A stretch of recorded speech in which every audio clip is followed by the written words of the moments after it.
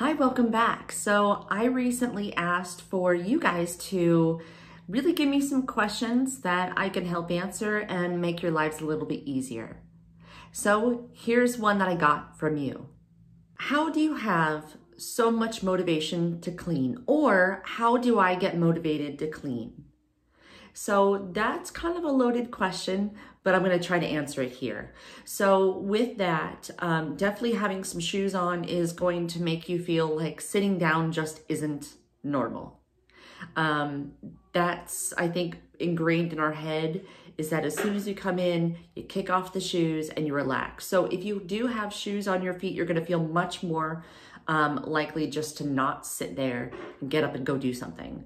Another thing you can do is make a game out of it. So do you remember Mary Poppins and how she had said that to get a job done is to turn it into a game? I don't remember the exact quote, but that's what you can do is turn it into a game. That's why the Fly Lady timer or your phone or the stove, something like that, it's really going to help because that way you can play a game called Beat the Clock.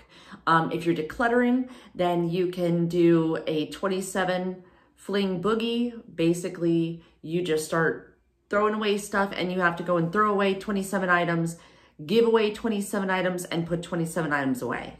So turn it into a game and you're going to find that it's going to be much more fun. I did actually come across a group today on Facebook and they do Fly Lady Bingo. Basically, they have a few different kind of games.